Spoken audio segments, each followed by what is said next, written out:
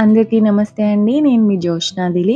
జోడీ kitchens garden ఛానల్‌కి స్వాగతం. ఈ రోజు వీడియోలో అల్లం గారెలు చూపించబోతున్నాను. నార్మల్‌గా పిల్లలు మిరియాలు, అల్లం అంటే తినడానికి ఇష్టపడరు. కానీ నేను చూపించే విధానంలో ఒక్కసారి ఈ విధంగా చేసి చూడండి. అందరూ లొట్టలేసుకుంటా తింటారు. అంత బాగుంటాయి. మనం ఇక్కడ ఎలాంటి హెవీ గ్రైండర్స్ ని యూజ్ చేయక్కర్లేదండి. ఇంట్లో ఉండే నార్మల్ మిక్సర్ గ్రైండర్‌లో సూపర్ సింపుల్ గా క్విక్ ట్రిక్ ని యూజ్ చేసి పర్ఫెక్ట్ ఫ్లఫీ గారెలు ఎలా చేయాలో చూసేద్దాం. నేను ఇక్కడ పావు కేజీ పొట్టు మినపప్పు తీసుకున్నాను. దీని ప్లేస్ లో మీరు నార్మల్ మినపగుళ్ళు కూడా వాడుకోవచ్చు. పిండి ప్లఫీగా బాగా రావడానికి ఫస్ట్ సీక్రెట్ స్టెప్ ఏంటంటే పప్పు పూర్తిగా మునిగేలాగా నానబెట్టుకోవాలండి. మినిమం 4 నుంచి 5 గంటల వరకన్నా నానబెట్టుకోవాలి. నానిన పప్పుని శుభ్రం చేసుకోవాలి. మీకు పొట్టు కావాలంటే ఉంచుకోండి, లేదంటే తీసేయండి. పొట్టు మాత్రం మరీ ఎక్కువ ఉంచుకోవద్దు, చేదొచ్చే అవకాశం ఉంటుంది. ఆయిల్ కూడా ఎక్కువ పీల్చుకుంటుంది మనం గారెలు వేసినప్పుడు. ఇలా శుభ్రం చేసిన తర్వాత పప్పులో నీరు మొత్తం తీసేయాలండి. ఇక్కడ నీళ్ళు అనేది ఉండకూడదు మనం రుబ్బుకునేటప్పుడు. ఇప్పుడు మోస్ట్ ఇంపార్టెంట్ పాయింట్ ఏంటంటే పప్పుని ఏ విధంగా రుబ్బుకోవాలంటే కొద్దిగా వాటర్ అనేది యాడ్ చేసుకోవాలండి. ఫర్ ఎగ్జాంపుల్ 1 కప్పు నానబెట్టిన పప్పుకి 2 నుంచి 3 టేబుల్ స్పూన్ల నీళ్లు పడుతుంది. అంత తక్కువ వాటర్ పడుతుంది. నేను ఇక్కడ కూలింగ్ వాటర్ వాడాను వాటర్ ప్లేస్ లో. కూలింగ్ వాటర్ అనేది యూజ్ చేయడం వల్ల పప్పు బ్యాటర్ అనేది హీట్ ఎక్కకుండా ఉంటుందండి. నెక్స్ట్ ఒకేసారి వాటర్ అనేది యాడ్ చేయొద్దు. మరీ పల్చగా అయినా బాగోదు, మరీ గట్టిగా ఉన్నా బాగోదు. పర్ఫెక్ట్ కన్సిస్టెన్సీ రావాలి. ఇక్కడ పప్పుని కంటిన్యూస్ గా రుబ్బుకోకూడదు. స్లోగా థిక్ బ్యాటర్ నుంచి స్మూత్ బ్యాటర్ అయ్యేంత వరకు స్లోగా రుబ్బుకోవాలి. ఈ విధంగా రుబ్బుకున్న తర్వాత ఈ బ్యాటర్ అంతా ఒక బౌల్లోకి తీసుకొని తగినంత ఉప్పు వేసుకోవాలి.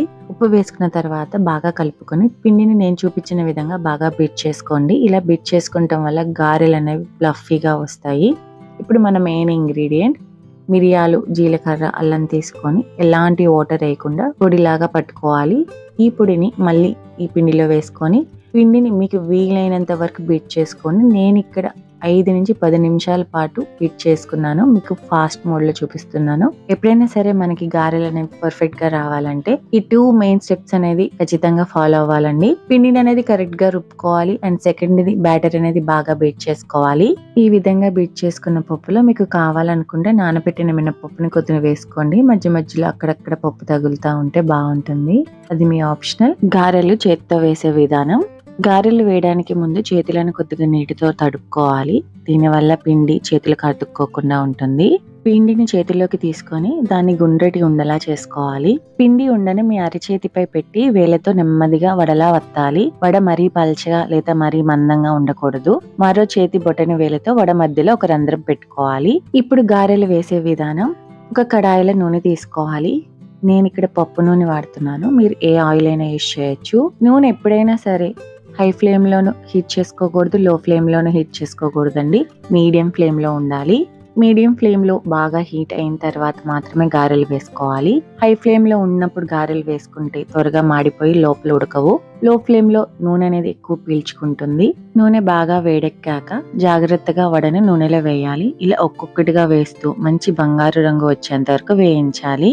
గారెలు అనేవి లేదా వడలు అనేవి ఎప్పుడైనా సరే కంటిన్యూస్ గా కలుపుకుంటూ వేయించుకుంటాం వల్ల మనకి ఈవెన్ గా ఉడుకుతుంది లోపల. ఈ విధంగా వేయించుకున్న గారెల్ని వేడిగా సర్వ్ చేసుకోండి. ఎంతో టేస్టీగా ఉంటుంది. అంతేనండి. ఇలాంటి చిన్న చిన్న చిట్కాలతో ఇంట్లోనే ఆరోగ్యకరమైన రుచికరమైన గారెలు చేసుకోవచ్చు. ఈ గారెలు ఆరోగ్యానికి కూడా చాలా మంచివి. జీలకర్ర, అల్లం వల్ల జీర్ణశక్తి మెరుగుపడుతుంది. మిరియాలు దగ్గు, జలుబు రాకుండా కాపాడతాయి. పిల్లల నుంచి పెద్దల వరకు అల్లం, జీలకర్ర వాసన లేకుండా హాయిగా తింటారు. ఈ రెసిపీ అనేది మీకు నచ్చిందా? మీకు అర్థమైందని అనుకుంటున్నాను. ఈ రెసిపీని మీరు కూడా ట్రై చేసి మీ ఫీడ్బ్యాక్ ని కామెంట్ ద్వారా ఖచ్చితంగా తెలియచేయండి. ఎవరైతే నా ఛానల్ ని కొత్తగా చూస్తున్నారో అండ్ సబ్స్క్రైబ్ చేయకుండా చూస్తున్నారో దయచేసి నా ఛానల్ ని సబ్స్క్రైబ్ చేయండి. అలాగే పక్కనే ఉన్న బెల్ ఐకాన్ క్లిక్ చేయడం అసలు మర్చిపోవద్దు. మళ్ళీ మరో కొత్త వంటకంతో మళ్ళీ కలుద్దాం. అంతవరకు సెలవు. నమస్కారం. ఈ వీడియోని చూసిన ప్రేక్షకులందరికీ ధన్యవాదాలు. Thank you all. Thank you for watching. నేను మీ జోష్నా దిలీప్.